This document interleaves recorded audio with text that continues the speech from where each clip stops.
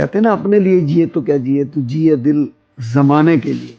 जब आप किसी और के लिए सेवा करते हैं ना, जो आनंद आता है उसका मुकाबला किसी और चीज से आप नहीं कर सकते। SHO साहब खड़े थे, कहने लगे शंटी जी अब तो आप पद्मश्री हो गए हैं, आप अभी भी खुद एम्बुलेंस ला के डेड बॉडी उठा रहे हैं।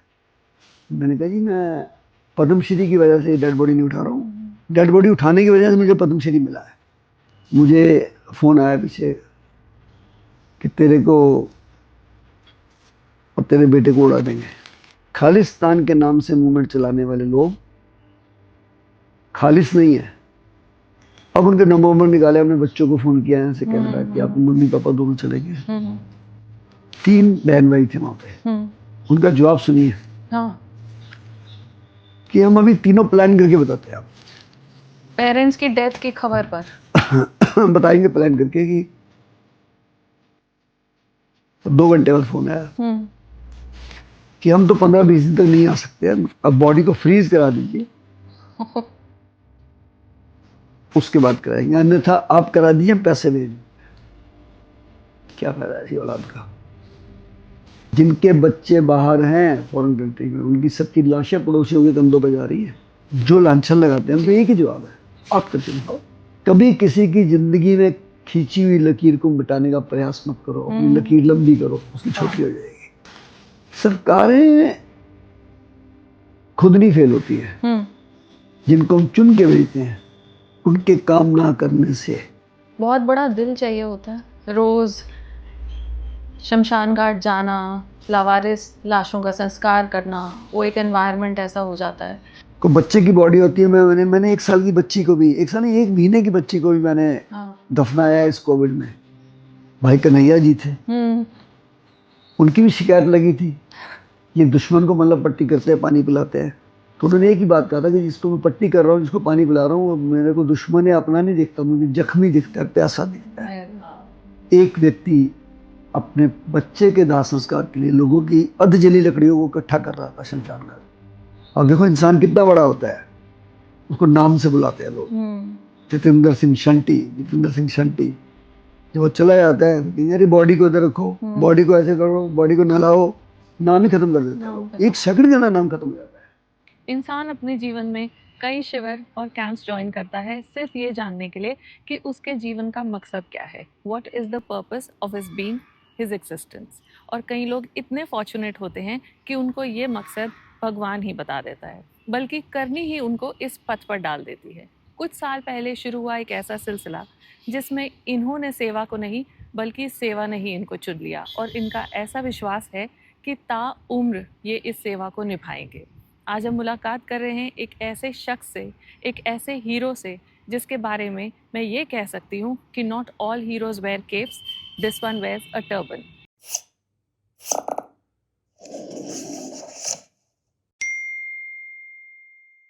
पद्मश्री सरदार जितेंद्र सिंह शंटी जी, आपकी निष्काम सेवा को जहां देश के प्रधानमंत्री नरेंद्र मोदी जी ने रिकग्नाइज किया, बॉलीवुड के दिग्गज अमिताभ बच्चन, अक्षय कुमार, महेश भट्ट, उन्होंने रिकग्नाइज किया, और उसके अलावा पूरा देश और दुनिया आपको पहचानता है। ये निष्काम सेवा का सफ़र बहुत छोटे से पदर पर आपने स्टार्ट किया था करीब 29 साल पहले, और आज देश ने आपको इतना प्यार दिया, सरकार ने 4थे सर्वोच्च अवार्ड पद्मश्री से आपको नवाजा।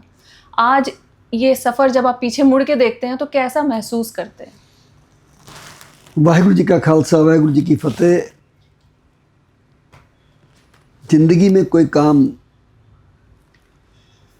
इच्छा से करना चाहे तो ऐसा नहीं हो सकता कि वो ना हो। असंभव ना होगा, कोई लफ्ज़ नहीं है, कोई अल्फाज नहीं है। और कई बार छोटा सा हादसा इंसान की ज़िंदगी बदल देता है। मेरे साथ भी ऐसा हुआ था। मैं एक कारोबारी था, लेकिन एक शमशान घाट की घटना ने, जिसमें एक व्यक्ति अपने बच्चे के दाह संस्कार के लिए लोगों की अधजली लकड़ियों को इकट्ठा कर रहा था शमशान घाट में, उसने हमें झकझोर के रख दिया कि राष्ट्रीय राजधानी, लोग यहाँ करोड़ों के मकान में रहते हैं, करोड़ों रुपए शादी पे लगाते हैं, मैरिज एनिवर्सरी पे लगाते हैं, कार में लगाते हैं, लेकिन उस राजधानी में एक व्यक्ति अपने बच्चे की लाश लेके बैठा हुआ है। वो मेरे जीवन का बदलाव था। मैंने दोस्तों से सलाह करी उस बच्चे का दाह संस्कार करने के बाद तो हमने कहा क्यों ना एक संस्था बनाएं। मेरे दोस्तों ने कहा कि ये तो प्रशासन का काम है। मैंने कहा सारी चीज़ें प्रशासन नहीं कर पाती है, और आज लाइट नहीं आती तो हम इन्वर्टर का इंतजाम रखते हैं ना, पानी अच्छा नहीं आता हम आरओ लगाते हैं, सिक्योरिटी के लिए सीसीटीवी कैमरा लगाते हैं, सिक्योरिटी गार्ड रखते हैं। ये काम तो सरकार के हैं, वो भी तो हम कर रहे हैं। ये काम हम क्यों नहीं कर सकते दाह संस्कार वाला? और एक शुरुआत कर दी हमने 29 साल पहले। लोगों ने बहुत बुरा भला भी कहा, फप्तियाँ भी कसी। मेरा सका भाई कहता था कि ये कफन बेचते हैं, खून बेचते हैं, लेकिन मुझे करतार सिंह सराभा जी का वो शेर याद रहता है कि सेवा देश ते कौम दी बड़ी औखी, गल्लां करनियां बड़ियां सुखलियां ने, जिन्हां इस सेवा विच पैर पाया उन्हां लखां मुसीबतां चलियां ने। शुरू कर दिया और ईश्वर ने ले आए किसी मुकाम में। तो शंटी साहब, जो पद्मश्री अवॉर्डी होते हैं उनको सरकार की तरफ से कोई क्या जिम्मेवारी दी जाती है, या बेनिफिट्स क्या होते हैं इसमें? आपको कोई वजीफा मिलता है, या एग्जैक्टली एक कॉमन मैन के लिए थोड़ा बताइए। आपने खुद ही कहा कि देश के सर्वोच्च चौथे नंबर पे कोई अवार्ड आता है तो पद्मश्री है। सबसे बड़ी चीज़ तो सम्मान है कि देश के प्रथम नागरिक राष्ट्रपति जी दे रहे हैं। ये तिरंगा जिसके लिए लोग तरसते हैं, ये हमें जाने के बाद भी मिलेगा, हम प्रोटोकॉल में हैं। लेकिन इसमें मेरे मन में कई बार विचार आता है कि खाली पद्मश्री या पद्म विभूषण दे के लोगों को छोड़ दिया जाता है, और कईयों को तो मोहल्ले में कोई नहीं जानता। काम बहुत महान है उनके, पद्मश्री भी मिल गया, पद्म विभूषण मिल गया, लेकिन मोहल्ले में कोई नहीं जानता, और वो खुशबू को फैला नहीं पा रहे हैं। तो मैं तो इसमें सरकार को भी, यहाँ तक कि मैं माननीय गृह मंत्री जी से निवेदन करूँगा कि जिस फील्ड का जो व्यक्ति है, अगर वो डॉक्टर है या मेरे जैसा कोई शमशान का घाट काम करने वाला है, कोई वृक्षारोपण करने वाला है, डिफरेंट फील्ड होती है अपनी, उनको उस टाइप की ही मिनिस्ट्रियों में जिम्मेदारी दी जानी चाहिए, ताकि वो खुशबू देश के कोने कोने में फैले। हम वो लेके घर में बैठ गए, वो ठीक है कि मेरे को दुनिया बुलाती है देश विदेश में मोटिवेशन के लिए, बट सबको नहीं बुला पाती। 99.9% को नहीं पता है लोगों को कि ये कौन है, पद्मश्री क्यों मिला है। और मैं भी इसलिए फेमस हो गया कि कोविड की वजह से मिला है। और मैं यही कहूँगा कि उन सबको कोई ना कोई जिम्मेदारी मिलनी चाहिए जो जिस कारण करके उनको अवार्ड मिला है, ताकि और लोग भी करें, देश के लिए आगे बढ़ के आए। तो अदरवाइज कुछ में तनख्वाह नहीं होती है, कोई किसी प्रकार का वजीफा नहीं होता है, कोई पेंशन नहीं होती है। एक सम्मान है, देश के हम चौथे सर्वोच्च अवार्ड से निभाजे गए हैं जी। तो मुझे लगता है कि जब राष्ट्रपति जी किसी को अवार्ड दे रहे हैं तो बहुत बड़ी बात है। सभी सांसद को हमें पता है कि एक बजट नियुक्त किया जाता है सामाजिक कार्यों में लगाने के लिए। आपको कभी किसी सांसद की तरफ से कोई मदद मिली है? शहीद भगत सिंह सेवा दल को 29 साल से आप चला रहे हैं। दिल्ली की मुख्यमंत्री थी शीला दीक्षित जी, उन्होंने हमें 3 एम्बुलेंस बुला कर दी थी, मुझे याद है अभी तक, 2002 में। उसके बाद एक बार प्रयास किया, केटीएस तुलसी जी राज्यसभा सांसद थे, लेकिन कुछ उसमें अड़चन आ गई कि शायद वो पार्लियामेंट का जो सांसद का पैसा है वो मोबाइल आइटम पे नहीं लग सकता, स्थिर आइटम पे लग सकता है, जैसे बिल्डिंग पे, हॉस्पिटल पे, लेकिन गाड़ी पे नहीं लग सकता ना, जब वो भी हमारे लिए मदद करना चाहते थे। अदरवाइज किसी भी एमएलए ने, मंत्री ने, सांसद ने 1 रुपये की मदद हमें नहीं दिया है, 1 रुपये की भी। हम जो पार्किंग में भी बैठे हुए हैं, जगह भी हमारी किराए की है डीडीए से, हमारे को प्लॉट भी अलॉटेड नहीं है कहीं से। और सीएसआर के तहत उद्योगपति को भी आदेश है कि अपनी आमदनी का 2% हिस्सा सामाजिक कार्यों में लगाएं। क्या ये भी आपको लगता है लागू हो रहा है? इस पे पालन हो रहा है? लागू तो खैर हो गया, इस पे पालन हो रहा है कुछ? बहुत अच्छी स्कीम थी ये जो सीएसआर की आई है, लेकिन 90% लोग जो बड़े लोग हैं जी, या बड़ी कंपनी हैं, वो उसको लागू होता है जिनकी 100-200 करोड़ रुपए की टर्नओवर है, इनकम अच्छी है, उसका कुछ परसेंटेज उनको चैरिटी में लगाना पड़ेगा। उन सब ने बड़ा दिमाग लगाया और सब ने अपने अपने ट्रस्ट खोल लिए किसी ने एनजीओ बना ली, किसी ने ट्रस्ट बना लिया, मंदिर बना लिए, स्कूल बना लिए, अपना पैसा वहीं देते हैं, वहीं से ले लेते हैं। मैं माननीय फाइनेंस मिनिस्टर जी सीतारमन जी के पास गया था पीछे शिकायत लेके कि अगर कोई कंपनी में डायरेक्टर है, बहुत बड़ी कंपनी है, चाहे फार्मा कंपनी है, कोई भी है, वही ट्रस्ट में मेंबर है, अपनी कंपनी को फंड दे रहा है, तो वो मान्य नहीं होना चाहिए, उसको अमान्य होना चाहिए। तो मुझे लगता है जो CSR है इसका सही इस्तेमाल नहीं हो पा रहा है। कहाँ से लाते हैं आप फिर अपने ये फंड्स? ये सेवा होती कैसे है? अब मैं क्या बताऊँ आपको कैसे होती है, ऊपर वाला कराता है जी। हमारे मेंबर, हमारे जो पैट्रन्स हैं, 2-4 तो ऐसे जो महीने के महीने, जैसे MM पाल सिंह गोल्डी जी हैं, रणधीर जी हैं, BNPS वाले हैं, कुछ सज्जन ऐसे जो अपने आप भेजते हैं महीने वाले, दसवंध जिसे कहते हैं। लेकिन जैसे राजू चड्ढा जी या राजेंद्र सिंह चड्ढा जी, उन्होंने हमें 1000 टन लकड़ी दी थी कोविड में, 1000 टन। और जब हमारे पास जगह नहीं है, एम्बुलेंसेस ज़्यादा हैं, तो उन्होंने हमें अपनी वेव सिटी में 3000 मीटर जगह भी दी है। ये सब मैं समझता हूँ ईश्वरीय रूप है जो सेवा कर रहे हैं, जो देश के लिए, मानवता के लिए खुद आगे आते हैं। ऐसे ऐसे लोग हैं। और कहीं मैं कहता हूँ अगर कोई हमें 1 रुपया भी देता है, हमें लगता है 1 लाख है। कई बहनें आती हैं कि आज मेरे बच्चे का बर्थडे है जी, आप हमारी 1100 की रसीद काट दीजिए, हमारे सिर माथे। तो हमारा जो फ़ोन नंबर है हम सब जगह प्रचारित करते हैं, ताकि अगर फंड भेजना चाहता है उनको इनकम टैक्स में भी बेनिफिट मिलता है। हमारे पास CSR भी है, FCRA भी है, ATG भी है। तो हमारा फ़ोन नंबर है 8750674433 9999979843। कुछ लोग करना चाहते हैं, उनको अच्छी संस्थाएं नहीं मिलती। और जैसे कई बहनों का मुझे फ़ोन आता है कि शंटी जी 2 क्रिमेशन मैं भी कराना चाहती हूँ महीने में फ्री। तो हमें अच्छा लगता है कि चलो अगले दिल से कह रहे हैं। या कईयों को कुछ जोशी बता देते हैं कि आप अगर 2 क्रिमेशन कराएंगे तो आपकी मुक्ति हो जाएगी, तो उनके भी फ़ोन आते हैं हमें। तो मुझे अच्छा लगता है कि यार चलो ऐसे लोग एक समझ लीजिए हमारे यज्ञ में अपनी आहुति दे रहे हैं। आपका ये जज्बा है, ये आपसे देख के बहुत सारे लोग प्रेरित होते हैं। आपने ये निष्काम सेवा अकेले स्टार्ट की, आज कितने लोगों को आप साथ जोड़ रहे हैं। पर ये तो है फाइनेंशियल डिफ़िकल्टीज़, जिसमें लोग भी आपको कुछ कंट्रीब्यूशन दे देते हैं। शंटी जी, आप और भी बहुत सारी डिफ़िकल्टी से गुजरते हैं। आम ज़िंदगी में आम इंसान को इतना शायद ना भी पता हो, आप पर 2-3 बारी अटैक भी हो चुके हैं, आप पर गन फायर शॉट्स भी हुए हैं। क्या चाहते हैं? आपको घर बिठाना चाहते हैं, वो नहीं चाहते ऐसा कोई काम करे। क्या उनका मुद्दा है और वो लोग कौन है और कैसे फेस करते हैं आप ये उनके चैलेंजेस दिए गए आपको? देखिए, संसार में ना हर तरीके के लोग हैं। जब गुरु गोविंद सिंह जी हुए तो औरंगजेब भी तभी हुए। जब राम हुए, रावण तभी हुए। जब कृष्ण जी हुए, जब कंस तभी हुए। मैं तो खैर उनके नाखून बराबर भी नहीं हूँ, मैं एग्जाम्पल दे रहा हूँ। जिस युग में अच्छे लोग होते हैं, बुरे भी होते हैं। मेरी आदत है करप्शन और जुल्म के खिलाफ बोलना।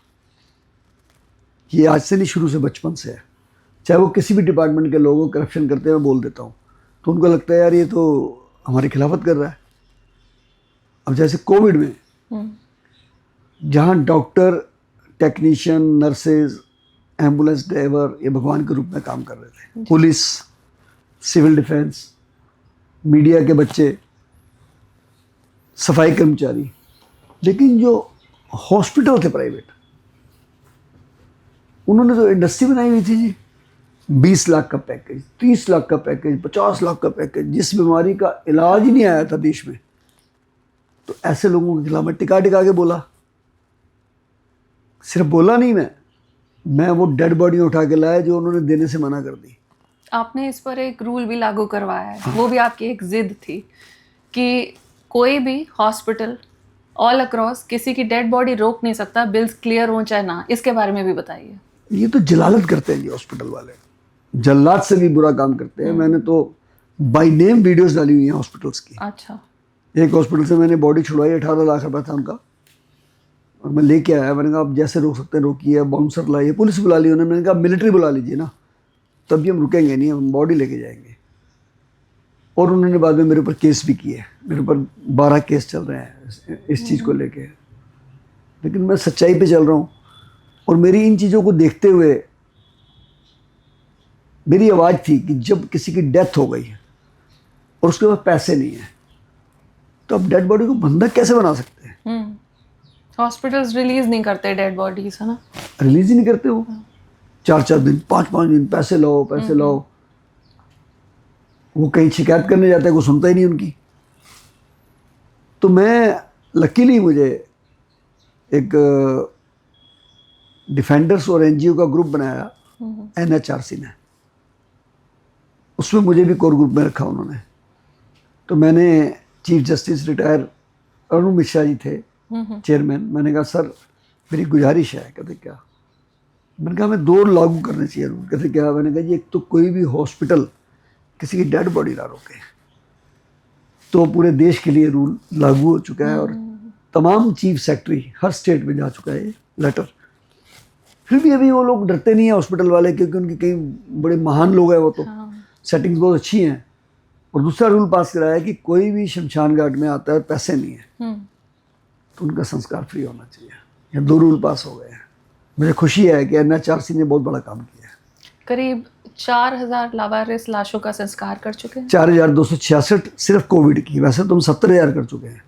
29 साल में अबव 70,000 हमारे पास रिकॉर्ड है। जो कोविड की 4266 बॉडी हमने सीमापुरी में क्रिमेट करी। अबाउट 70,000। हाँ, अबाउट 70,000। ब्लड डोनेशन का भी आपके नाम पे एक रिकॉर्ड है, 106 बार ब्लड डोनेट मैंने कर 106 बार दिया। 2019 में सेंचुरी हो गई थी, वर्ल्ड बुक ऑफ रिकॉर्ड में नाम आ गया, और नेशनल ब्लड ट्रांसफ्यूजन काउंसिल ने मुझे डोनर सिंह की उपाधि दी।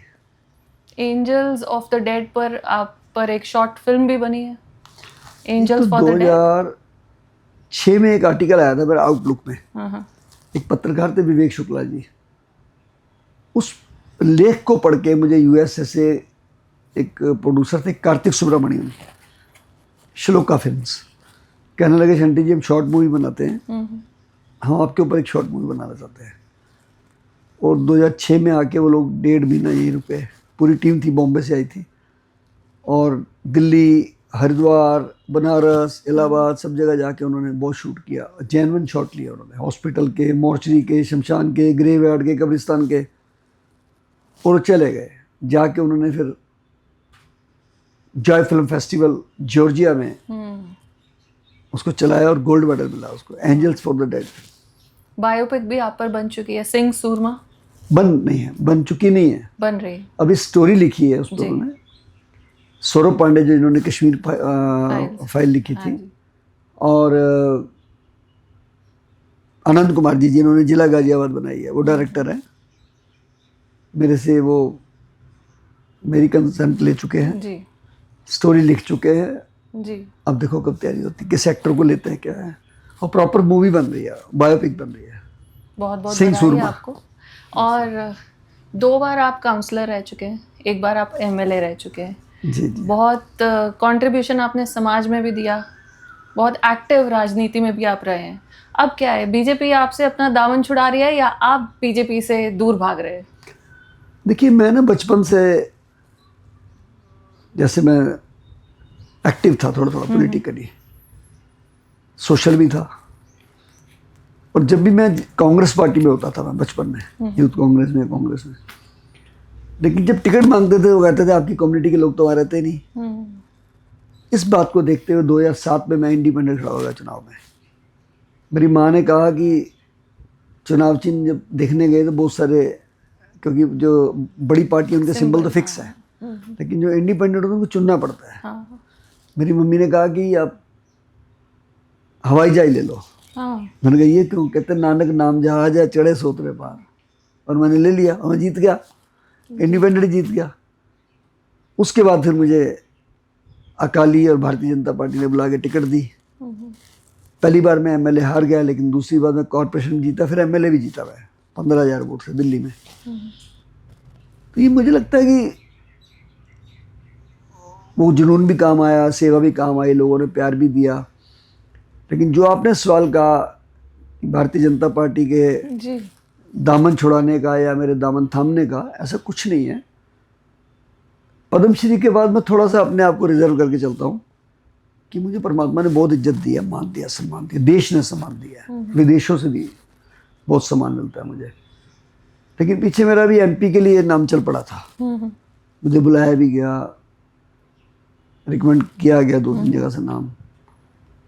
लेकिन होता क्या है ना, जब आप पॉलिटिकल लोगों का ना सोचनी बड़ी छोटी होती है जी। उनको लगता है कि हमारे से आगे ना कोई निकल जाए।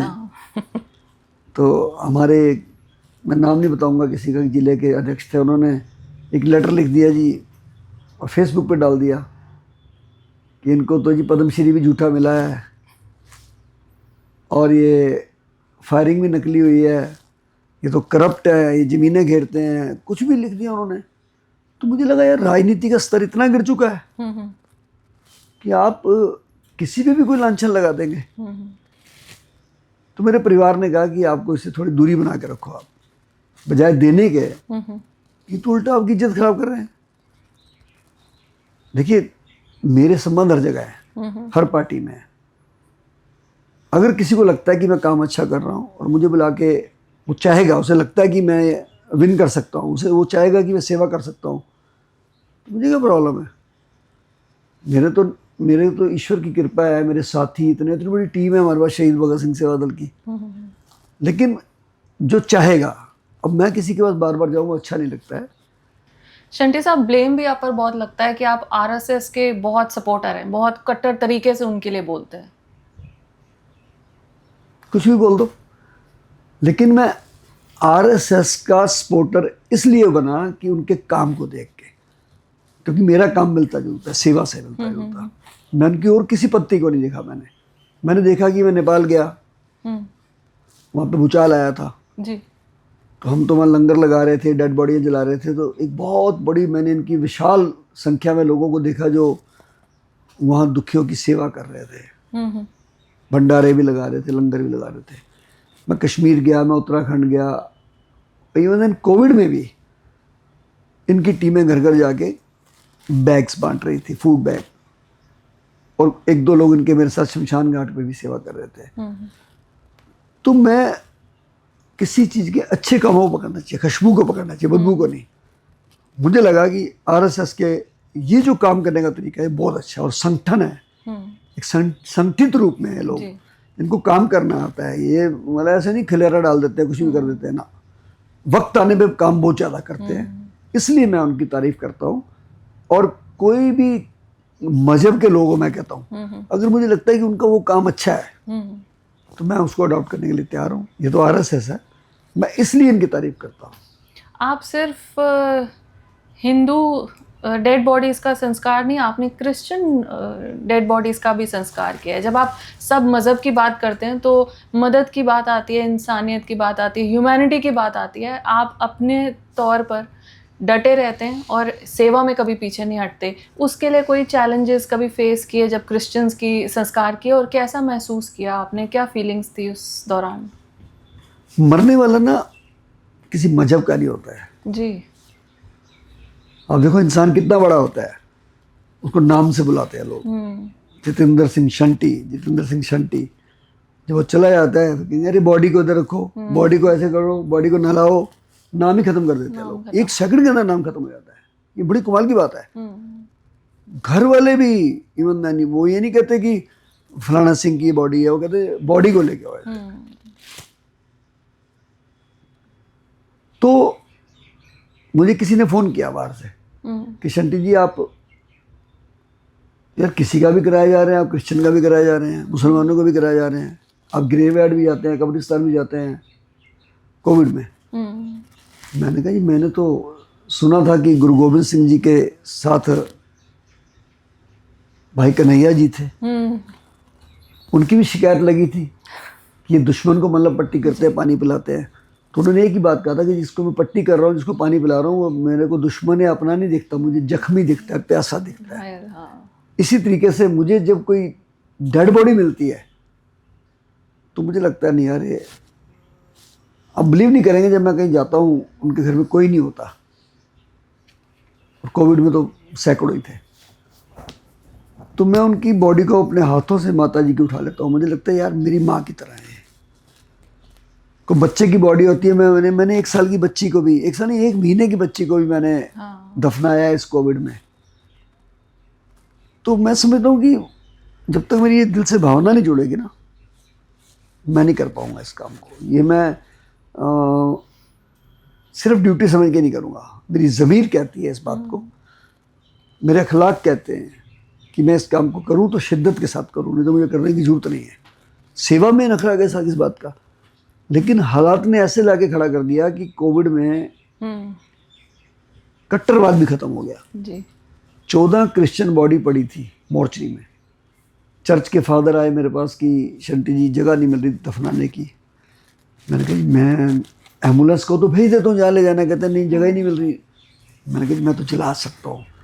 कहते हाँ जला दीजिए आप, हाँ हम अपने रिचुअल्स भी कर लेंगे। उन्होंने बकायदा वहाँ खड़े रहे, अपने रिचुअल्स किए, प्रेयर करी, और फिर जलने के बाद उनकी एशेस को ले जाकर दफना दिया उन्होंने। उनके रिचुअल भी हो गए, हमारे भी हो गए। आत्मा संभल गई है। वो तो एक जाने वाला एक आत्मा है जी, सॉल है वो, तो उसको तो आदर देना चाहिए, सत्कार देना चाहिए। उसमें नहीं देखना चाहिए हिंदू है, सिख है, मुसलमान है, सनातन है ना। बहुत बड़ा दिल चाहिए होता है। रोज़ शमशान घाट जाना, लावारिस लाशों का संस्कार करना, वो एक एनवायरनमेंट ऐसा हो जाता है। लोग अगर किसी जानने पहचानने वाले या फैमिली में किसी की डेथ हो जाए, एक दिन जाते हैं तो कितने दिन उससे संभल नहीं पाते, उभर नहीं पाते, बाहर नहीं निकल पाते।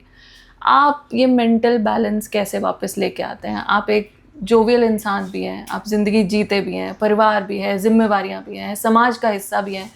ये स्विच ऑन स्विच ऑफ कैसे करते हैं आप? ये एक बिजली का काम करने वाला ना नंगी तार पकड़ लेता है, उसका डर खत्म हो चुका है। एक तैरने वाले व्यक्ति को बोलो 100 मीटर से छलांग मार देता है, वो डाई मारता है अंदर पानी में, उससे फिर बाहर आ जाता है। मैं डेड बॉडियों के इतने करीब जा चुका हूँ कि मुझे वो जाने वाला एक पवित्र आत्मा लगती है। कभी वैराग महसूस होता है? बिल्कुल नहीं। मैं तो कोविड में एक जगह नहीं मिल रही थी बॉडी उतारने की, लिफ्ट में अकेली बॉडी को खड़ा करके साथ लेके आया हूँ। लोगों ने ऑब्जेक्शन किया होगा? बहुत ज़्यादा ऑब्जेक्शन किया लोगों ने, कह रहे जी हमारी सोसाइटी की लिफ्ट ख़राब कर दिया आपने। मैंने कहा आप लोग ही ख़राब है जो हाथ नहीं लगा रहे, लिफ्ट को क्या करना है हमने। तो कुछ चीज़ें ना दिल से जुड़ी होती है, मेरे दिल से जुड़ी हुई है, और मैं जो कर रहा हूँ मैं नहीं कर रहा, ये वो करा रहा है। मेरी माँ कहती थी। बहुत स्ट्रॉन्ग इंसान है आप, सब एडवर्सिटीज़ को फेस करते हैं, पर जब माँ का जिक्र होता है ना, आप कहीं ना कहीं बहुत इमोशनल हो जाते हैं। मैंने आपको स्टेज पर, प्रोग्राम्स में हमेशा देखा है, आपका अपनी माँ के साथ बहुत लगाव था, बहुत प्यार था। कुछ अपना बचपन, कुछ हमें बताइए उनके साथ आपका रिश्ता। देखिए माँ एक ऐसी चीज़ है कि हिंदू, मुसलमान, सिख, कितने मजहब है, सब माँ ही कहते हैं। देखो जी, हर धर्म में माँ कहते हैं, कितनी मजेदार बात है जी। इंग्लिश, अंग्रेजी में ममा कहते हैं। वो जो ममता है ना जुड़ी हुई, कि माँ का दूध पिया है ना, तो वो बात अलग है कि हम लोग कदर नहीं करते हैं। जो चीज़ पास होती है ना कदर नहीं होती है, जाने के बाद बहुत कदर होती है। और मैं तो जब ये काम शुरू किया था तो मेरी मम्मा ने कहा था कि बेटा हम तो काम शुरू किया ना, बंद ना करिए और कभी किसी को मना मत करिए। और तीसरी बात कही थी कि अहंकार मत करिए, तू कर रहा है, तू नहीं कर रहा, ये परमात्मा तेरे से करा रहा है, तेरे को चुना है उसने। लेकिन मुझे आज भी फील होता है कई बातों का कि जैसे मैं इलेक्शन जीत गया माता जी के आशीर्वाद से, और मैं हाउस में बैठता था जाके, तो 2-3 बार फ़ोन बजता था मेरा उनका, मैं काट देता था। तो उसमें हमारे अंदर अलाउड नहीं होता था फ़ोन। फिर आधे घंटे बाद मैं जान के बाहर जाता था और मैं फ़ोन कर उठाता था, मैं कहता मम्मा फ़ोन आया था, बस बेटा मैंने पूछना था रोटी खाई कि नहीं खाई। ये जो भावनाएं हैं ना, ये माँ के अंदर ही हो सकती है, किसी में नहीं हो सकती है। माँ ना खुशबू पहचानती है बच्चे की। मैं रात को 2-2 बजे भी घर आता था, 3-3 बजे भी, तो मुझे घंटी नहीं बजानी पड़ती थी, उठी रहती थी, वेट करती थी आपका, वेट करते थे। आपने अपनी पर्सनल कार बेची एम्बुलेंस खरीदने के लिए, घर वालों का क्या रिएक्शन था? देखो एक बात बताऊँ मैं आपको, जब तक आपके घर वाले कोऑपरेट नहीं करेंगे ना, आप कुछ नहीं कर सकते। चाहे आप सेना में हैं, फौज में, और चाहे आप सेवा में हैं, और हम भी फौजी की तरह काम कर रहे थे। माँ ने भी सपोर्ट किया, मेरी मिसेज ने, मेरे बच्चों ने बहुत सपोर्ट किया। मेरे पास तो पुरानी सी कार थी, और हमने वैन भी बहुत पुरानी सी ली उस समय, क्योंकि पैसे नहीं थे। हम तो एक दिमाग में जो आइडिया आया था, पहले क्रिमेशन का आया, फिर ये आइडिया आया यार, वो आया भी कैसे। एक प्रोफेसर थी लेडी दिलशाद गार्डन में, मैं उनकी डेथ पे गया, उनकी मदर की, सॉरी। तो मैंने कहा कैसे डेथ होगी, कहने लगे ऐसे मम्मी बीमार थे, रात को जीटीबी हॉस्पिटल में डेथ हो गई। और भैया मैं रात को इतना परेशान हुई कि मम्मी की डेड बॉडी लाने का साधन कोई नहीं था घर पे। मैंने कहा फिर, कहती मैं एक सब्जी वाले की रेडी पे बॉडी रख के लाई हूँ। मैंने कहा यार ये तो बड़ी जलालत वाली बात है। ये बात मैं कब की कर रहा हूँ, 96 की। आज 2024 है, आज भी यही हाल है, आज भी यही खड़े हैं हम। किसी भी सरकारी हॉस्पिटल में डेथ हो जाए, इवन देन प्राइवेट हॉस्पिटल भी जो 20-20, 30-30 लाख का बिल लेते हैं, डेथ हो जाएगी, एम्बुलेंस ले आओ जी। अरे कहाँ से ले आएंगे वो भाई, अनाप शनाप पैसे मांगते हैं, 10,000, 15,000, 20,000, कोविड में तो लाख लाख भी मांगे। तो उसी समय मेरे दिमाग में कंसेप्ट आ गया कि यार जब हम दाह संस्कार का कर रहे हैं तो क्यों ना शववाहन भी बनाए, एम्बुलेंस भी बनाए। बस उस शुरुआत कर दी। पहली गाड़ी का इनॉग्रेशन मैंने दिल्ली के मुख्यमंत्री श्री साहब सिंह वर्मा जी से कराया था, दूसरी एम्बुलेंस का मैंने कपिल देव जी से कराया। बस फिर मुड़ के नहीं देखा। अभी तो कोविड में तो अक्षय जी ने भी भेजी हैं 2 एम्बुलेंस हमें, बजाज एलियंस ने भी दी है, टेक महिंद्रा ने भी दी हैं, स्लीप वेल कंपनी ने भी दी हैं। तो ये परमात्मा ने ऐसा बना दिया कि बस। आप बहुत सक्रिय राजनीति का हिस्सा रहे हैं। एक बार फिर से पूछना चाहूँगी, हम ही सरकारें बनाते हैं, हम ही सरकारें चलाते हैं, फिर सरकारें फेल क्यों होती हैं?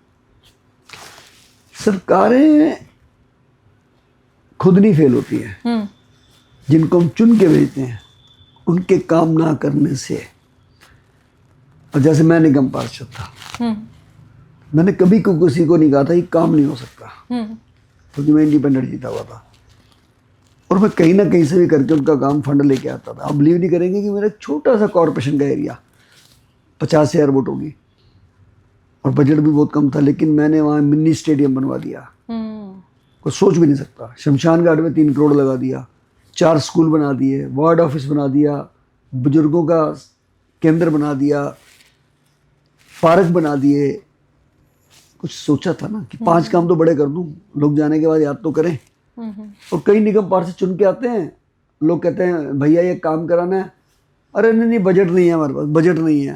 अरे आपको इलेक्शन लड़ने के लिए बजट कहाँ से आ जाता है? अच्छा। इलेक्शन में तो आप शराब भी बांटते हैं और पैसे भी बांटते हैं, वहाँ तो नारे लगाने के भी पैसे देते हैं आप। उस समय बजट है आपके पास, बहुत बड़े आदमी हैं आप, और जब लोगों की 4 ईंटें लगानी पड़े तो बजट नहीं है। ऐसे लोग पार्टी को बदनाम करते हैं, ऐसे लोग बहुत नुकसान करते हैं उस पार्टी का।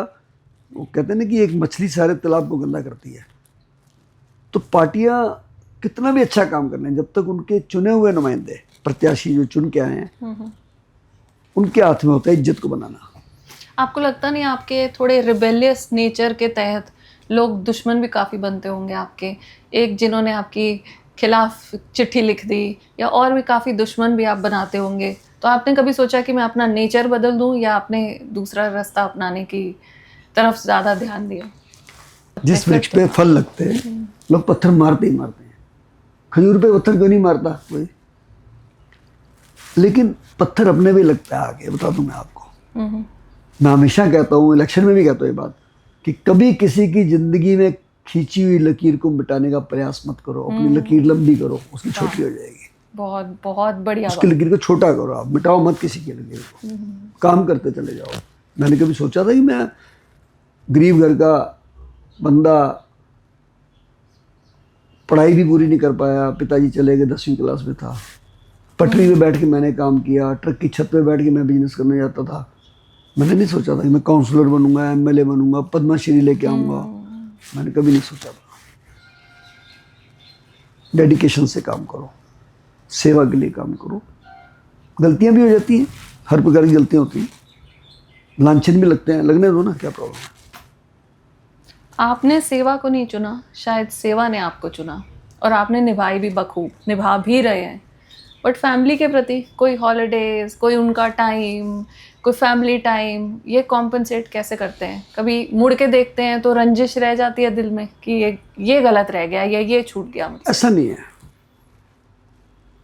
भगत सिंह जी का रिश्ता हो चुका था, तो उन्होंने एक मिशन पकड़ा हुआ था कि देश को आजाद कराना। तो माँ ने जब कहा कि बेटा तेरी शादी करनी है, दुल्हन लानी है, तो कहने लगे माँ बहुत जल्द दुल्हन तो ब्याह के लाऊंगा, पर आज़ादी के रूप में।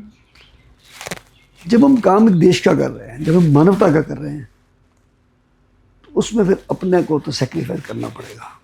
मैं आज तक किसी हिल स्टेशन पे नहीं गया, कहीं नहीं ना। मैंने आज तक शिमला नहीं देखा। और लो बात, कहीं हॉलीडे पे आप फैमिली को नहीं लेके जाते, कहीं जाते नहीं? ऐसे बॉम्बे में मेरे रिश्तेदार रहते हैं, मैं जाता हूँ। मैं हिल स्टेशन की बात कर रहा हूँ, मैं नहीं गया। मैंने कोई, मेरा वीज़ा लगा पड़ा है कनाडा का, अमेरिका का, मैं नहीं गया। ना टाइम है मेरे पास, ना शौक है, क्योंकि मुझे यहीं पर इतना काम है कि मैं अपना दिनचर्या डेड बॉडी से शुरू करता हूँ। मैं सुबह वॉक करने जाता हूँ, 1 घंटा वॉक करके मैं सीधा पार्किंग में आता हूँ। जो रात से बुकिंग होती है, आप बिलीव करेंगे कि 29 साल में एक भी बुकिंग हमारी कैंसिल नहीं हुई कि किसी को कह दिया हमने एम्बुलेंस आ रही है और ना आए, डेड बॉडी वाली गाड़ी आ रही है तो ना आए, ऐसा नहीं हो सकता। इसके लिए मैं सराहना करूँगा अपने स्टाफ की, ड्राइवर्स जो है, मेरे स्टाफ सारा, इनको मैं एक बात समझाता हूँ कि बेटा हम एक दिन में 10 डेड बॉडी उठाते हैं ना, जिसके घर में डेथ हुई है वहाँ पहली डेथ हुई है कई सालों में, 200 लोग इंतजार कर रहे हैं। उन्होंने 9 बजे कहा ना, 8:30 करो गाड़ी। और ध्यान रखना, कहीं हाथ लगाना पड़े, फट लगा देना हाथ। किसी को महसूस ना हो कि हम जो सेवा कर रहे हैं ये किसी मतलब से कर रहे हैं। जिसने लांछन लगाने दो, परवाह मत करो।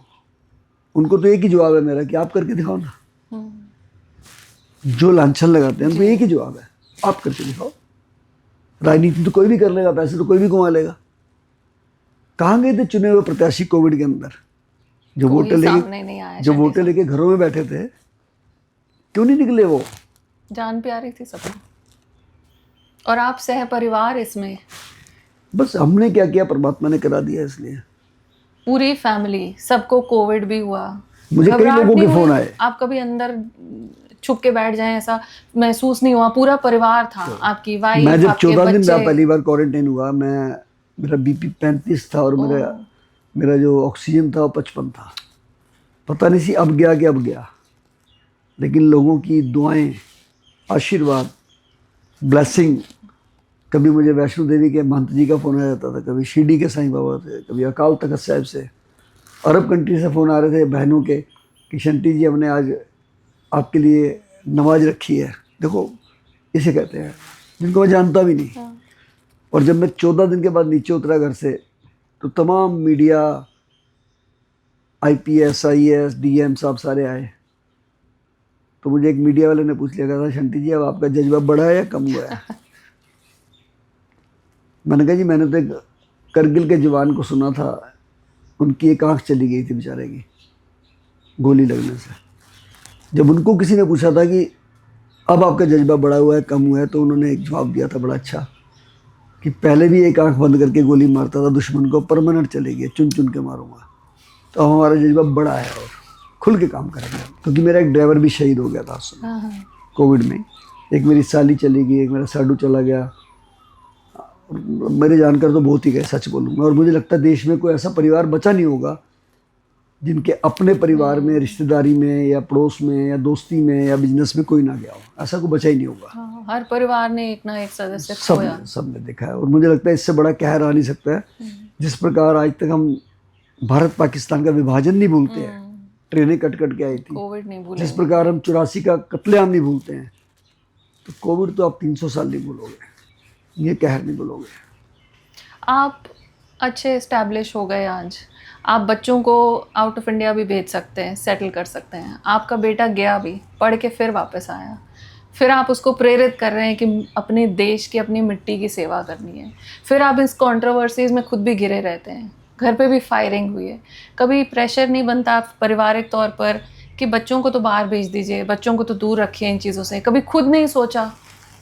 मैं तो टोकता हूँ लोगों को, रोकता हूँ, बोलता हूँ अपने लेक्चर में कि जिनके बच्चे बाहर हैं फॉरेन कंट्री में, उनकी सबकी लाशें पड़ोसियों के कंधों पे जा रही हैं या शहीद भगत सिंह सेवादल की एम्बुलेंस में जा रही हैं। ट्रू। वो आते नहीं है वहाँ से। वो ऐसा नहीं कि वहाँ नवाब बन गए हैं, वहाँ पे जाके बहुत बड़े ऑफिसर बन गए हैं। कोई तो बर्तन मांज रहा है वहाँ जाके कनाडा में। अभी मैं देख रहा था, वीडियो आई है मेरे पास 3-4 दिन पहले ही, दिल्ली के ही लोग हैं जिन्होंने रेस्टोरेंट खोला है, स्वीपिंग के लिए और बर्तन मांजने के लिए 3 पोस्टें निकाली हैं और 500 बच्चा लाइन में खड़ा हुआ है। लोग अपनी जमीनें बेच के, माँ बाप ने कर्जा ले लेके बच्चों को बाहर भेजा है और वहाँ बच्चे धक्का खा रहे हैं, एयरपोर्ट में झाड़ू मार रहे हैं, पेट्रोल पंप पे पेट्रोल डाल रहे हैं। व्हाट नॉनसेंस यार। नहीं है ना कुछ आपके पास, थोड़ा खा लो, घर में तो बैठे हो, सुख की रोटी तो खाओ। मुझे याद है, मैं एक बार जब किसी के घर पे गया, डेथ हो गई थी, मियाँ बीवी थे, जो बीवी थी वो पैरालिसिस की पेशेंट थी और वो बोल भी नहीं सकती थी। मियाँ जी उसकी सेवा करते थे रोज, हस्बैंड दोनों ही थे, बच्चे बाहर थे कनाडा में। हाँ। और क्या हुआ कि आंटी जी उठे एक दिन सुबह तो उन्होंने देखा कि उनके हस्बैंड ने सेवा नहीं करी है। हाँ। ऊपरले बेड पे सोए हुए थे थोड़ी दूर। हाँ। अब वो बेचारे चल भी नहीं सकते थे, किसी तरीके दरवाजे से पलंग से नीचे कूद के उन्होंने धीरे धीरे धीरे धीरे आधे घंटे में उनके बेड के पास पहुंचे, देखा तो उनका पति मरा पड़ा। अब उन्होंने फोन, लैंडलाइन पड़ा था वहां पे, पड़ोसियों का फोन मिलाया। अब बोल नहीं पा रही है। हाँ। बोल ही नहीं सकती वो। तो पड़ोसियों ने जब देखा कि 3-4 बार यहाँ से बेल आई है तो वो आ गए। वो समझ गए होंगे, समझ गए कुछ, लेकिन दरवाजा लॉक था। तो उन्होंने पुलिस बुलाई। तो पुलिस गई, फिर हमारी एम्बुलेंस भी गई, मैं भी गया। तो उसी दिन शाम को आंटी जी भी मर गए, उसी सदमे में। अब उनके नंबर निकाले, अपने बच्चों को फोन किया यहाँ से कनाडा कि आपके मम्मी पापा दोनों चले गए। 3 बहन भाई थे वहां पे। उनका जवाब सुनिए। हाँ। कि हम अभी तीनों प्लान करके बताते हैं आपको। पेरेंट्स की डेथ की खबर पर बताएंगे प्लान करके कि 2 घंटे बाद फोन आया कि हम तो 15-20 दिन तक नहीं आ सकते, अब बॉडी को फ्रीज करा दीजिए, उसके बाद कराएंगे, अन्यथा आप करा दीजिए, हम पैसे भेज देते हैं। क्या फायदा है ऐसी औलाद का। पास बैठे हैं, थोड़ी खा रहे हैं, थोड़ा कमा रहे हैं, सामने तो हैं। जो कंधा भी ना दे औलाद, ऐसी औलाद का क्या करना है फिर। और ऐसा नहीं कि वहाँ बहुत पैसे कमा लिए उन्होंने, बहुत ऊपर चले गए। बहुत चंद परिवार हैं जो वहाँ बहुत कामयाब हुए जाके। बाकी तो जो कर रहे हैं सबको पता है, गाड़ियाँ साफ करते हैं वहाँ पर जाके। खालिस्तान मूवमेंट को किस तरह से देखते हैं आप? कुछ नहीं, नाटक है सब। खालिस्तान मूवमेंट जो चला रहे हैं वो ISI फंडिंग करता है। उनको टूडो से मतलब है, टूडो को उनसे मतलब है। और बड़े ही लोगों को डराने वाले खुद डरपोक गए हैं। मुझे फोन आया पीछे कि तेरे को और तेरे बेटे को उड़ा देंगे, धमकी खालिस्तान से, व्हाट्सएप कॉल पे, सपोर्टर्स उनके। और वो बड़ी गंदी लैंग्वेज बोलते हैं, तू तलाक में। किशंटी बोल रहा है, तेरे और तेरे बेटे को उड़ा देंगे, तुम बहुत बकवास करते हो खालिस्तान के खिलाफ, तुम हमें जानते नहीं हो। मैंने कहा जी मैं जानता हूँ आपको, आप वही है ना जो 84 के दंगे कत्लेआम के बाद छुप के बैठ गए थे। अगर आप वाकई में कौम के प्रति इज्जत रखते, दर्द होता, तो फिर 84 कातिल है सड़कों में ना घूम रहे होते हैं। समझ रहे हैं बात को। और मैंने कहा पंजाब, जिसके लिए आपके दिल में बहुत दर्द है, जो बातें करते हैं पंजाब के दम पे, एक जनरेशन हमारी आतंकवाद में चली गई। और वो IPS ऑफिसर आज तक घूम रहे हैं जिन्होंने हमारे बच्चों को मारा पंजाब में, झूठे झूठे उनको आतंकवादी दिखा के। दूसरी जनरेशन हमारी खा गया नशा। नशा बेचने वालों के लिए क्या कर लिया खालिस्तान ने जी? कौन सा बंदा रोका उन्होंने, कौन सा बंदा पकड़ा या ठोका? वहां तो नहीं धमकियां चली उनकी। और तीसरा पंजाब का जो सत्यानाश हो रहा है अब धर्मांतरण में, कन्वर्जन, बहुत बड़ा कन्वर्जन हो रहा है वहां पे। वर्ल्ड की सबसे बड़ी चर्च जलंधर में बन रही है। क्या कर लिया खालिस्तानियों ने? और सबसे बड़ा मेरा ऑब्जेक्शन ये भी है कि वो जो भी वहां प्रदर्शन करते हैं, प्रोटेस्ट करते हैं, हमारा खंडा लगाते हैं वहां पे। खंडा हमारे गुरुओं की देन है, हमारी निशानी है कौम की। कहीं भी जाओ निशान साहब पे लगा होता है, दूर से दिख जाता है कि वहाँ निशान साहब है, वहाँ सेवा मिलेगी। आपने एक मुल्क अंदर बनाना है कोई, खालिस्तान कहीं भी बनाइए बड़े शौक से, आपको मुबारक हो। लेकिन आप हमारा खंडा यूज करके पूरे देश दुनिया में विदेशों में रहने वाले सिखों के ऊपर क्यों लानत दे रहे हैं आप अपना सिंबल पास कराइए ना, हर स्टेट का एक सिंबल होता है। आप खंडा लगा के जब प्रोटेस्ट करते हैं तो उनको लगता है हमारे देश में दूसरे धर्म के लोगों को कि सारे खंडे वाले वही हैं। बात समझिए आप मेरी। तो खामियाजा किसको भुगतना पड़ता है? सबको। अब चलो दिल्ली में तो हम लाखों लोग हैं, थोड़ा आगे चले जाइए, आप उड़ीसा में चले जाइए, असम में चले जाइए, वहाँ तो बहुत चंद घर हैं, उनका क्या हाल बनेगा? इसलिए खालिस्तान के नाम से मूवमेंट चलाने वाले लोग खालिस नहीं है। सिख नहीं कह सकता मैं, पन्नू को ही देख लो, ना पगड़ी, ना दाढ़ी, ना मूछ, ना कड़ा, वो अपने आप को खालिस्तानी कहता है। कोई सिख हमारे देश का खालिस्तानी नहीं है और खालिस्तानी सिख नहीं है। बस आज के यूथ को आपका क्या मैसेज है? आपसे देख के प्रेरित भी बहुत होते हैं, येट अपने रिलीजन से भी दूर हो रहे हैं, खास करके सिख बच्चे बहुत पतित भी हो रहे हैं। उनके लिए आपका क्या मैसेज है और समाज के प्रति उन पर क्या जिम्मेवारी बनती है? देखिए, किसी भी मजहब को मैं गलत नहीं कहता हूँ, क्रिश्चियन मजहब को भी मैं गलत नहीं कहता हूँ, वो अपनी जगह बिल्कुल ठीक होंगे।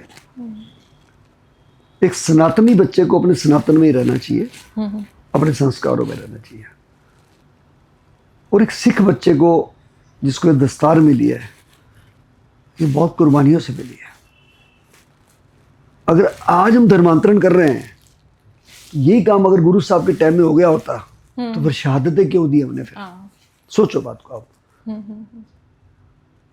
ये बात मैं हर जगह बोलता हूँ कि भाई इसके लिए तो सब कुछ किया, पिता वारे, साहिबजादे वारे, अपने आप को वारा, पूरा वंश वार दिया, और आपने तो आगे लड़ाई खत्म कर दी। अभी पीछे मैं पटियाला गया तो वहाँ एक SHO साहब जिप्सी में खड़े थे मेरे साथ, प्लेट जो लगी थी वो क्रिश्चियन नाम से लगी हुई थी, सिख लंबे चौड़े 6.25 फुट के। तो मैंने कहा वीर जी है किया? कहते वो हमारे दादाजी कन्वर्ट हो गए थे, पिताजी कन्वर्ट हो गए थे। सीना ना जल जाता है कई बार इस बात से कि यार इसलिए हमारे गुरु साहब ने शहादतें दी थी। उन्होंने तो पंडितों की रक्षा के लिए भी, कश्मीरी पंडितों के लिए भी कुर्बानियाँ दे दी, और हमारे बंदे कृपाने पहन के, पगड़ी पहन के दूसरे धर्म का प्रचार कर रहे हैं। बड़ी जलन होती है हमको। तो बात तो यही थी कि मुसलमान बन जाओ, पर धर्मांतरण कर लो। एक धर्मांतरण के लिए कुर्बानियां हुई हैं, अब आप स्वैच्छिक धर्मांतरण कर रहे हो। इसका मतलब है कि आज की जनरेशन को ये सोचना पड़ेगा, ये समझना पड़ेगा कि आपकी इज्जत किसके साथ है। आज अगर जितेंद्र सिंह शंटी को पद्मश्री मिला ना, इसकी वजह से मिला है। ये बता दूं मैं आपको, ये मुझे नहीं मिला है, ये पूरी कौम को मिला है। और जब एक सिख खुली दाढ़ी रख के और क्रॉस पहन के घूमते हैं ना, सारी कौम बदनाम होती है उसमें। ये बात इसलिए मैं खिलाफ हूँ उसके। बिल्कुल। शंटी साहब, आप बहुत फिट हैं, फिजिकल फिटनेस के लिए क्या करते हैं? थोड़ा अपने पर्सनल लाइफ के बारे में बताइए। कोई योगा, कोई एक्सरसाइज, वो क्या करते हैं? और आप इतना यंग दिखते हैं। अभी आप पर जिम्मेवारी भी बहुत है, अभी आपने बहुत और सेवा करनी है, समाज का भी बहुत कार्य करना है। बहुत बहुत आपको कंग्रेचुलेशंस कि आप अपने आप को इस जज्बे से आगे लेके जा रहे हैं, यंग दिखते हैं, मेंटेन कर रहे हैं, बट करते क्या है, थोड़ा सीक्रेट तो हमारे व्यूअर्स के लिए भी बताइए। कुछ नहीं है, देखिए सबसे पहली बात तो कि थिंकिंग पॉजिटिव होनी चाहिए, सोच हमेशा पॉजिटिव रखो। कोई गलत भी कह रहा है ना, सुन लो आप, क्योंकि थोड़े दिन बाद वो अपने आप को गलत कहेगा फिर। मैंने अभी क्या कहा था कि किसी की लकीर को मिटाने का प्रयास मत करो, आपकी भी लकीर कोई नहीं मिटा सकता। फिट रहने के लिए आपको डॉक्टर के पास कम जाना है, अपने आप को डॉक्टर बनाने की कोशिश करो। वॉक करो, सुबह 45 मिनट कम से कम वॉक होनी चाहिए, और वो वॉक बातों वाली, मोबाइल वाली नहीं, खींच के वॉक होनी चाहिए, एक्सरसाइज होनी चाहिए। उसके बाद सबसे बड़ी जो बीमारियां हम लेके घूम रहे हैं इस समय, ये क्या होता है, वो क्या बोलते हैं, मोमोज खा रहे हैं, पिज्ज़ा खा रहे हैं, पता नहीं क्या क्या खा रहे हैं, इसीलिए बच्चों के लीवर खराब हो रहे हैं। मैंने टेस्ट भी नहीं देखा आज तक। सिंपल रोटी खाता हूँ, बिल्कुल सिंपल रोटी खाता हूँ, थोड़ा सा घी का शौकीन जरूर हूँ, लेकिन तला हुआ नहीं खाता बिल्कुल भी। और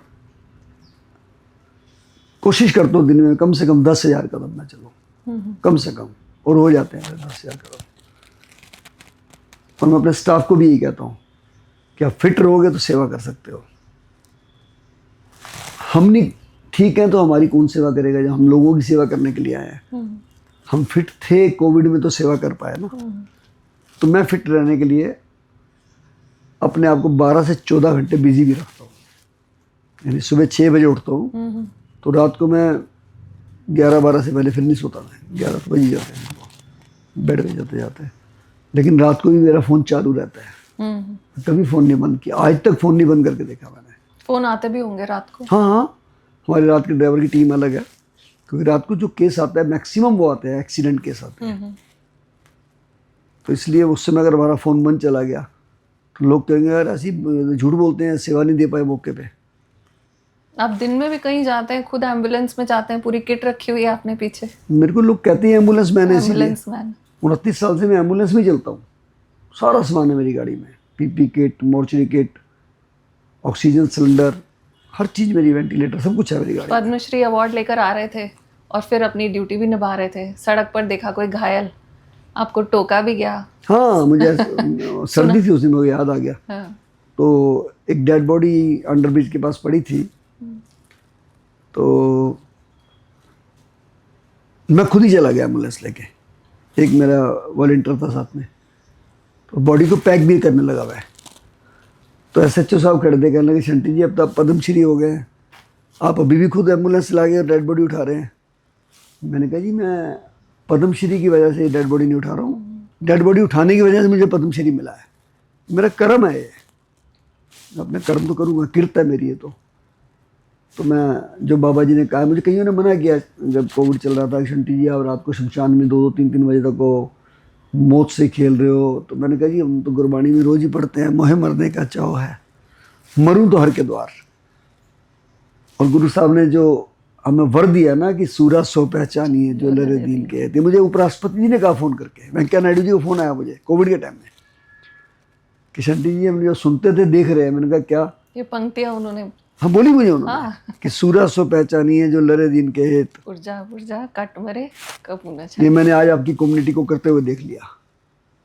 पर आप एक ट्रू एग्जाम्पल हैं शंटी साहब। आप शायद अपने आप को पहचान नहीं पाते, लोगों ने जो आपको देखा, आपकी सराहना की, आपको पूरा देश, वर्ल्ड वाइड लोग सब ने देखा और सब सोचते हैं कि ये शायद कोई फरिश्ता ही है जो ज़मीन पर आकर ऐसे काम कर रहा है, आम इंसान कर नहीं सकता।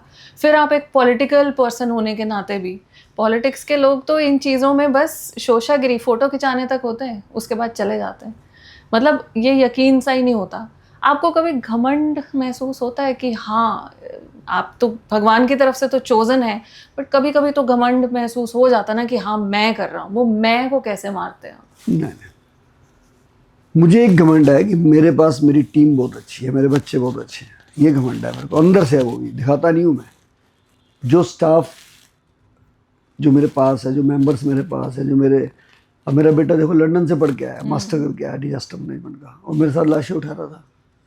बड़ा बेटा मेरा वो सारा प्रमोशन का काम दिख रहा था। तो ये मेरी खुशनसीबी इसी में है कि मेरी टीम अच्छी है, ये प्राउड है मुझे। जैसे मैं कहता हूँ ना कि मुझे प्राउड है कि मैं एक सिख हूँ गुरु का, मुझे प्राउड है हमारे लिए कि ये दस्तार सबको थोड़ा मिल सकती है। गुरु साहब ने हमको दी है तो साथ में जज्बा भी दिया है। 20 रुपए का लंगर जो गुरु नानक देव साहब ने शुरू किया तो ख़त्म ही नहीं हो रहा, इसलिए मुझे उस चीज़ पे प्राउड है। अदरवाइज मुझे कोई अहंकार नहीं है। मैं अभी ज़्यादा कॉल आ जाती है, मैं खुद चला जाता हूँ एम्बुलेंस लेके। अभी भी 15 दिन पहले हमारे यहाँ रामलीला हो रही थी, तो जो राम जी बने थे उनकी स्टेज पे डेथ हो गई। अच्छा, जो हमने न्यूज़ में भी देखा, वो मेरे पड़ोसी थे। वो हाँ। अपनी गाड़ी में खुद डेड बॉडी लेके आया हूँ उनकी, खुद चला के।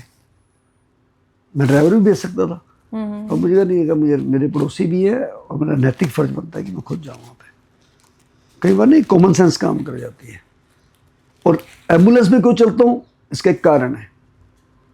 मैं जा रहा था ISBT की तरफ, मेरे आगे एक लड़की जा रही थी, उसके आगे बच्ची खड़ी थी, पीछे मम्मी बैठी थी स्कूटी पे, और एकदम से लड़की गिर जाती है और गले से भयंकर खून आता है उसके। मैंने कहा गिरी कैसे, एक्सीडेंट किसने मारा है इसको, क्या हुआ है? तो किसी ने कहा जी यहाँ मांझा है, मांझे से कट गई इसकी गर्दन। पतंग का मांझा। तो मैंने फटाफट अपनी गाड़ी में से एक शॉल निकाली, उसका गर्दन को ऐसे बांध दिया और अपनी गाड़ी में लिटा के 1-1.5 किलोमीटर होगा सेंट स्टीफन हॉस्पिटल, हम हूटर मार के गाड़ी लेके 3 मिनट में पहुंच गए। डॉक्टर ने मुझे कहा जी ये काफ़ी नसें कट गई है, 2-3 ऑपरेशन होंगे इसकी, क्योंकि हर चीज़ की अब डॉक्टर अलग है। कोई नस दिमाग को जा रही है, कोई गले में जा रही है, और पैसे भी अच्छे खासे लगेंगे। मैंने कहा जी मैं लाया हूँ ना तो उसको बचाने के लिए लाया हूँ। आप भगवान तो नहीं है, लेकिन भगवान का रूप है आप तो। आप काम शुरू कीजिए, पैसे भी आ जाएंगे। मैंने अपने 5-6 दोस्तों को फ़ोन किया, मेरे एक दोस्त है गोल्डी जी, इधर उधर फ़ोन किया, 50,000 रुपये इकट्ठा हो गया उस समय। और 10 दिन बाद लड़की घर आ गई फर्स्ट क्लास बोलती हुई। तो प्रयास काम आया ना। आजकल क्या करते हैं लोग, को एक्सीडेंट हो जाए मोबाइल निकालेंगे, वीडियो बनाएंगे। अरे भाई निकालो मोबाइल, मैं कहता हूँ बनाओ वीडियो। अरे कुछ 100 नंबर पे तो कॉल कर दो, पुलिस को तो बुला लो, एम्बुलेंस तो बुला दो, उसको उठा तो दो कम से कम। और कई बार तो ऐसा हुआ है कि, कई बार नहीं 7-8 बार हो गया, लेकिन मैं 2 हाथ से सुनाता हूँ आपको। जैसे मैं एक जागरण पे गया तो लोग कहने लगे जी, मैंने कहा लाइटें क्यों बंद है? कहने लगे जी वो जो बिजली का काम कर रहा था ना, उसका खुद का पैर जनरेटर की तार पे आ गया, और जनरेटर में अर्थ नहीं होता, मर गया। मैंने कहा डेड बॉडी कहाँ है? वो पड़ी नाले के पास। मैं गया, मैं डरता डूबता नहीं हूँ डेड बॉडी से बिल्कुल। मैंने जाके उसकी पल्स देखी, सब देखा। डेथ 2 प्रकार की होती है, यहाँ से होती है, यहाँ से होती है। उसकी पल्स थी। मैंने फटाफट अपनी एम्बुलेंस में डाला, मैं GTB हॉस्पिटल ले गया। डॉक्टरों ने जाते ही मुझे कहा कि शंटी जी आप डेड बॉडी को उठा लाए। मैंने कहा डॉक्टर साहब आपने ना देखा ना भाला होगा, डेड बॉडी ले आए। उन्होंने कह दिया करंट लगा, आपने सोचा मर गया, अब ECG करके दिखाइए मुझे इसकी। उन्होंने ECG की तो ECG चल रही थी, जिंदा था। मेरे को उनके घर वालों को फोन आया, अंकल जी उनका पोस्टमार्टम मत होना है। मैं कहा अपने पापा को ले जाओ, ठीक है, वो आज भी जिंदा है यहाँ पे, आप उसका इंटरव्यू लेना चाहिए तो आज भी जिंदा है। वो सबको कहता है कि मुझे भगवान ने दूसरा जन्म दिया है, शहीद भगत सिंह सेवा दल की वजह से, वो कहता है सबको। तो वो कैसे भूल सकते हैं जी, अगर हम एट ए टाइम नहीं उठाते उनको। अब सोचिए, अभी मैं क्या हुआ, ये लेटेस्ट बात है, NH24 जो अक्षरधाम हमारी रोड है, मैं जा रहा था, हमारी गाड़ी 100 की स्पीड पे थी, दूसरी तरफ से सामने गाड़ी आ रही है, वो भी 120 से ऊपर होगी, इनोवा थी, और देखते देखते वो पलट जाती है, सामने से आती है गाड़ी, वो बड़ी भयंकर आवाज़ आती है, और हम भी 100 मीटर आगे निकल गए, वो 100 मीटर इधर निकल गए। मैंने ड्राइवर को, मैंने गाड़ी रोक, फटाफट रोक गाड़ी रोक, क्योंकि जब गाड़ी पलट के उनकी दरवाजों के दम चलती हुई जा रही थी, तो इतना धुआं निकला जमीन में से, घिसटती हुई जा रही है ना, लोहा घिसट रहा था। फिर मैंने उनको कहा गाड़ी पीछे लो, बैकअप, क्योंकि हम दौड़ के जाएंगे तो कुछ नहीं कर पाएंगे। गाड़ी पीछे लेके आए, हुटर मार के। तो सबसे पहले मैं ऊपर चढ़ा छलांग मार के, मैंने ऊपर से जाकर दरवाज़ा खोला। 5 लेडीज़ थी उसमें, एक ड्राइवर था, 5 बुजुर्ग थी, हरिद्वार से आ रही थी, सबके हाथ में कलश था। मैंने एक माता जी को निकाला बाहर, दूसरे को निकाला, मेरा वीडियो है उसकी, और एक माता जी और ड्राइवर फंस गया, क्योंकि ड्राइवर जिस तरफ था उस तरफ गाड़ी डाउन थी, और ड्राइवर थोड़ा बल्कि था और बेल्ट लगी हुई थी, खुल नहीं पा रही थी, और 4 तो निकल गई थी। बहुत हल्की चोट थी, बहुत हल्की। फिर उन्होंने सबने गाड़ी को धक्का मारा, सीधी की, और वो माता जी नहीं, ड्राइवर भी सही निकल आए। कमाल है। 6 के 6 बच गए।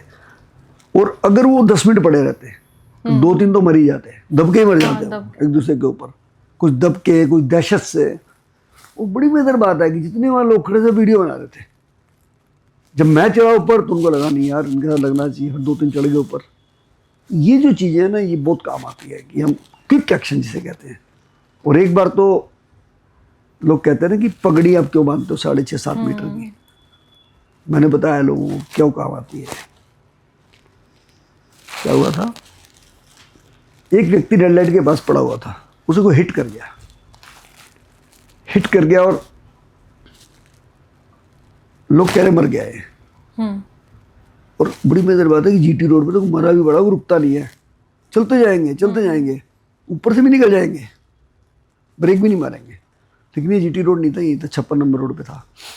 मैं था, मेरा एक दोस्त था साथ में, मैं गाड़ी रोक फटाफट जल्दी रोक। मैं नीचे गया, मैंने पल्स देखी, मैंने कहा बंदा जिंदा है। बाई चांस मेरी गाड़ी में स्ट्रेचर नहीं था उस दिन, पता नहीं ड्राइवरों ने इधर उधर कर दिया। मैंने पगड़ी उतारी, चद्दर बना दी फटाफट, मैं डाल इसको उसके ऊपर फटाफट, उसको डाला। अब बड़ी मजेदार बात की पब्लिक में एक बंदा साथ बैठने को तैयार नहीं, क्योंकि थोड़ी सी उसकी टांगें बाहर आ रही थी, डिग्गी बंद नहीं हो रही थी।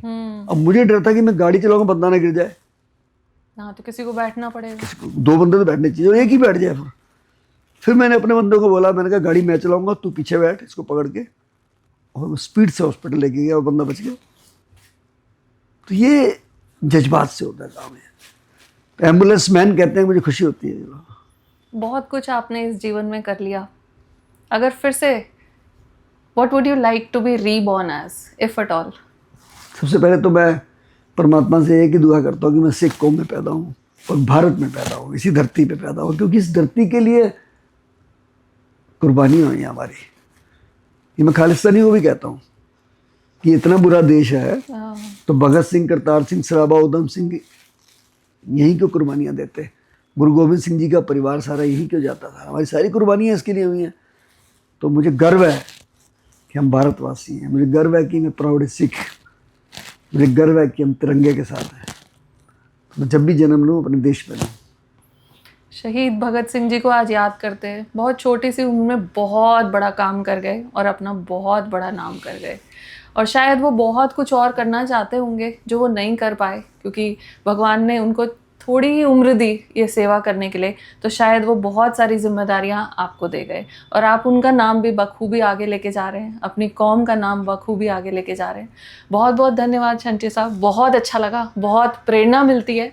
आप जैसे एक बहुत बड़े दिग्गज इंसान से मिलके बहुत कुछ सीखने को मिलता है। आपका सफ़र बहुत चैलेंजेस से भरा आज तक का रहा, मगर आप बहुत खूबसूरती से अपनी हर जिम्मेदारी निभाते रहे।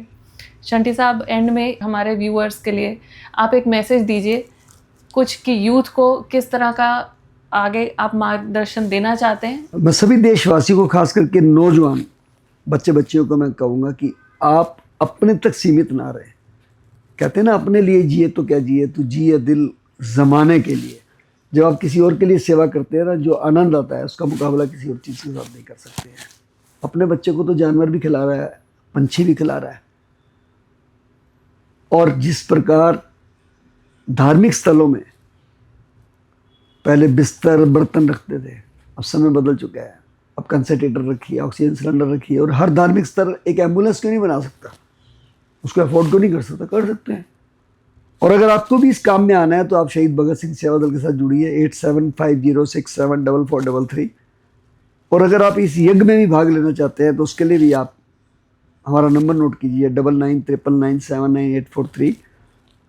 और दोस्तों, मैं बहुत बहुत धन्यवाद करता हूँ सुप्रीत जी का, जो पाथ ब्रेकर के नाम से ये ऐसे ऐसे ज़मीनी लोगों को ढूंढ के लेके आ रहे हैं जो आपके लिए भी आने वाले समय में एक मिसाल बनेंगे। और क्यों नहीं, आप भी आ सकते हैं कल को इस चैनल पे। तो मैं धन्यवाद करता हूँ सुप्रीत जी का कि उन्होंने हमारे जैसे तुच्छ व्यक्ति को इतना मान सम्मान दे के और पाथ ब्रेकर में लाने का प्रयास किया। धन्यवाद। जय हिंद।